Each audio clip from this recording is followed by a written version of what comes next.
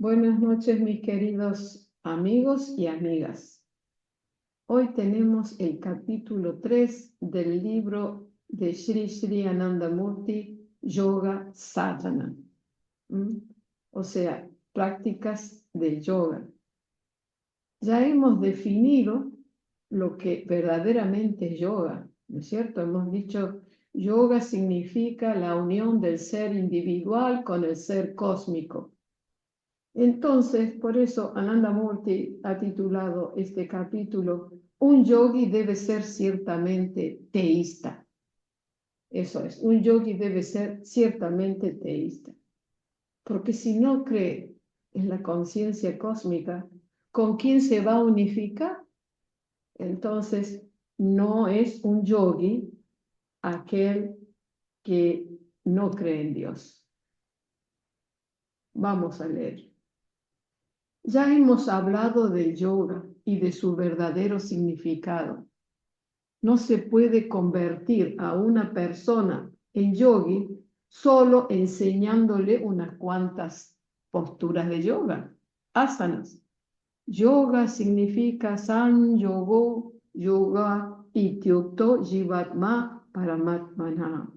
O sea, el yoga es la unión del ser individual con el ser cósmico. La meta fundamental de yoga es la unión del jivatma, conciencia individual, y paramatma, conciencia suprema. Es la unificación suprema de estas dos entidades. Y como resultado, el jivatma deja de tener una identidad separada. El yoga, unificación, efectuando, mezclando azúcar y sal, no es el yoga espiritual. Pero si se prepara una bebida dulce mezclando azúcar y agua, de modo que se conviertan en uno, esto es similar al yoga espiritual.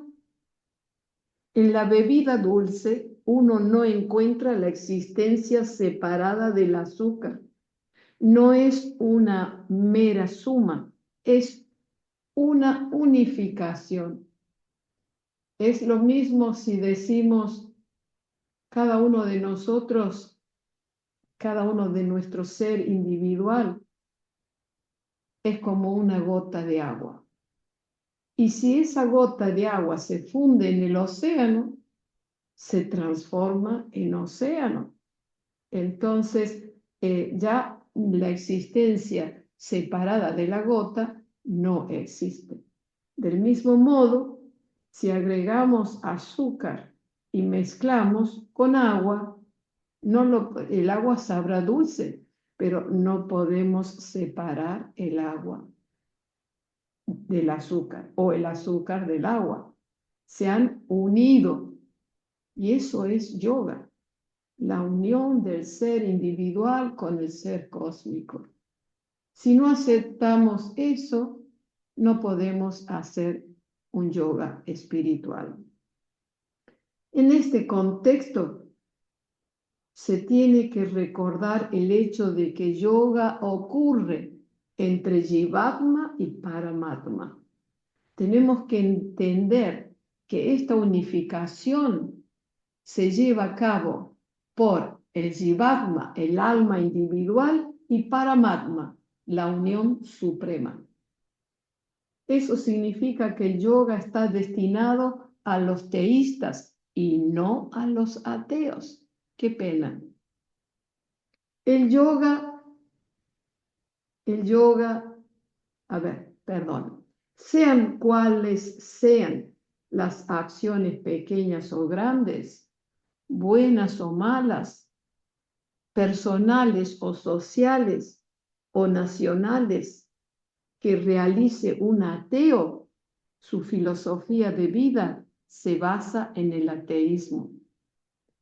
Esa persona no puede seguir el camino del yoga. Según el aforismo San Yogo, Yoga Ityukto Jivatma Paramatmana, uno tiene que aceptar la realidad de Jivatma, el alma individual, y Paramatma, la conciencia suprema. Así pues, el hecho es que la sadhana del yoga, la práctica del yoga, solo es posible para teístas. ¿Quién es un teísta? En la antigüedad se consideraba ástica, teísta, a la persona que reconocía la realidad de Jivatma, Paramatma y los Vedas. O sea que en la antigüedad, ¿quién era un teísta? Aquel que creía o aquella que creía en el ser individual, el ser cósmico y los Vedas. Los Vedas, vamos a ver lo que dice. Los Vedas no son un libro, los Vedas son el conocimiento espiritual. Posteriormente, en la era budista, la palabra ástica sufrió un cambio de significado. Según el cambio de significado, ástica pasó a ser considerado como aquel que acepta la realidad de cualquiera de los tres. Pues erróneo. A ver, muy erróneo. O sea que dice que en la época budista la palabra ateo sufrió un cambio de significado. Según el cambio, no, perdón, ástica, teísta. Estamos hablando de la palabra teísta, perdón. Muy bien. Según el cambio de significado, ástica pasó a ser considerado como aquel que acepta la realidad de cualquiera de los tres. ¿Cuáles son los tres? Jivatma, ser individual; Paramatma, ser cósmico; y Vedas, el conocimiento. Entonces, en la época budista sufrió un cambio, una desfiguración de este significado, porque cualquier persona que aceptara el ser individual o la conciencia cósmica o los Vedas, se lo consideraba una persona teísta. Dice, Veda significa conocimiento válido o conocimiento real. Veda no significa un libro en particular. Veda significa el conocimiento más elevado, el conocimiento espiritual. Este es el verdadero significado de Veda. Supongamos que en algún lugar hay instrucciones detalladas sobre cómo robar y cometer un hurto. Esto es también un tipo de conocimiento, pero este tipo de conocimiento no puede llamarse Veda. El conocimiento espiritual es la necesidad primordial, y yo diría que desde esta perspectiva, es decir, si definimos Veda de esta manera, aquel que acepta la realidad de Jivatma, Paramatma y los Vedas es un teísta.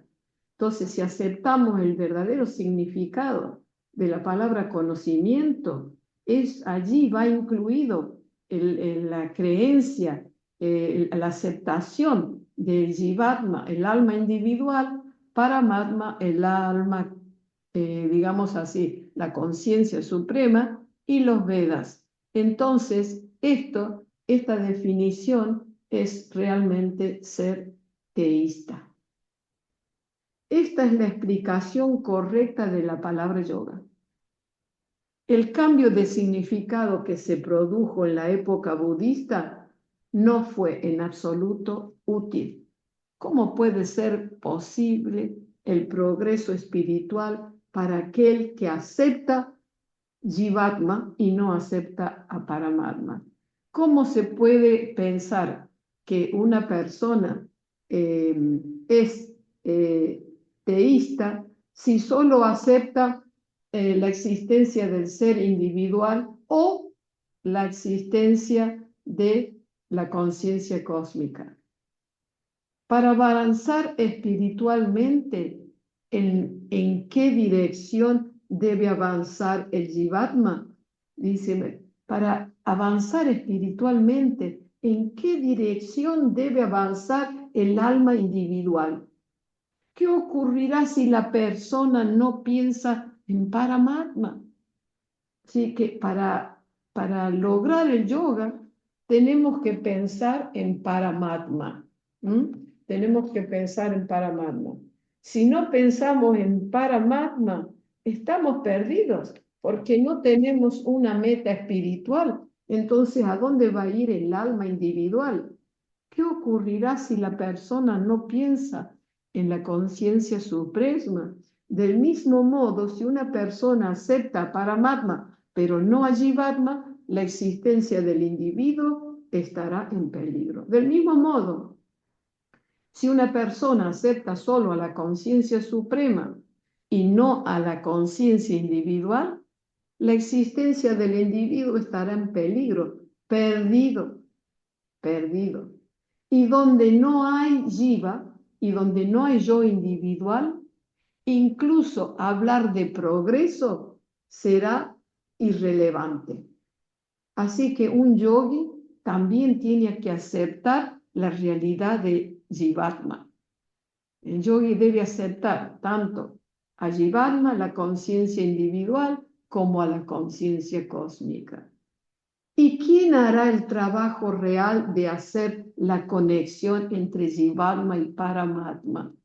¿Quién va a lograr, quién va a llevar a cabo la unión, la conexión del alma individual y el alma cósmica? Ese es el papel del conocimiento espiritual. El conocimiento espiritual nos va a llevar a tener a la conciencia cósmica Paramatma como la meta de nuestra vida. Entonces, es importante el conocimiento espiritual, así que uno se ve obligado a aceptar que el conocimiento espiritual tiene una función que desempeñar. Sin conocimiento espiritual, ¿cómo puede una persona avanzar? ¿Cómo puede un jivatma, un ser individual, progresar hacia Paramatma, la conciencia suprema? Así que un teísta es aquel que acepta Jivatma, Paramatma y Veda. Así que, ¿quién es un teísta? Aquel que acepta el ser individual, el ser cósmico y el conocimiento espiritual. Aquí Veda significa conocimiento espiritual. No, digamos así, la práctica no es verter mantequilla, digamos, ghee, le llaman ghee, la mantequilla clarificada como oblación en el fuego. No es encender el fuego y verter mantequilla clarificada. Aquí Veda significa conocimiento sobre el proceso que ayuda al ser individual a avanzar hacia el ser cósmico. Así que un yogi tiene que ser un teísta. Si alguien dice, yo soy un yogi, pero ateo, no creo en las escrituras y textos, entonces usted dirá, no señor, usted no es un yogi, está cometiendo hipocresía en nombre del yoga. Deberían tener cuidado con el frecuente mal uso de la palabra yoga hoy en día. ¿Qué verdad es esta, señores? Existe el yoga de la risa, existe el yoga con que te vas a tomar un baño turco y ya con el calor es yoga. Por favor, por favor, por favor, aprendan bien qué es yoga, amigos. A este respecto, deben recordar una cosa. En la lengua sánscrita, los verbos yunj y yuj no tienen significados idénticos. Yuj significa añadir, mientras que yunj significa unificar. Convertirse en uno, sin ninguna diferenciación. De la misma manera, Jivatma y Paramatma se convierten en uno. El Jivatma ya no tiene ninguna identidad separada. Se ha fundido en Paramatma, se ha fundido en la conciencia infinita. Brahmavid, Brahmajeva, Bhavati. Aquel que conoce a Paramatma se convierte en Paramatma mismo. Ya no tiene ninguna existencia separada.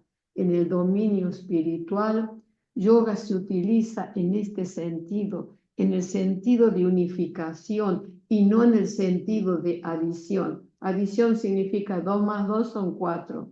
Deben recordar que tal vez alguien haya aprendido unas cuantas asanas como Shirshasana, Sarvangasana, Paschimottanasana, etc. Pero se convierte así en yogi. No sucede así. No es tan fácil convertirse en yogi.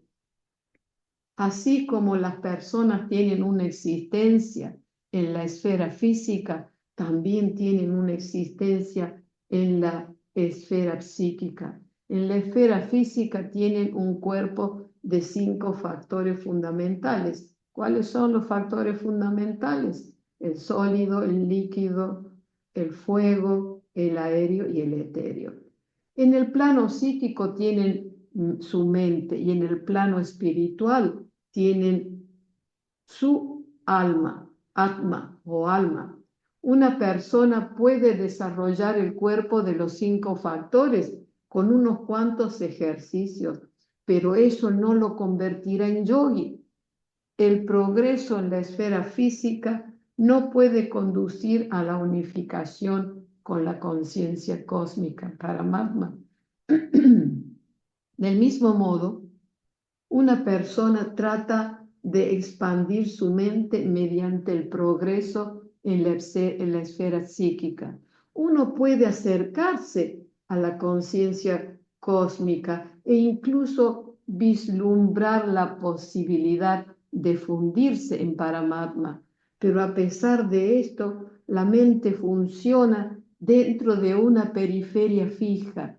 La gente opera en el mundo dentro de los confines de una circunferencia limitada. ¿Qué quiere decir? Quiere decir que sí, no por hacer unas posturas de yoga ya somos yogis y logramos la unificación con el Ser Supremo.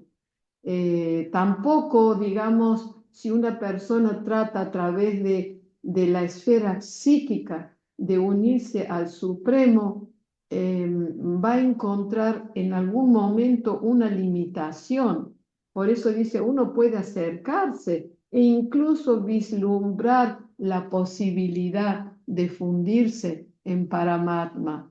Pero a pesar de esto, la mente funciona dentro de una periferia fija.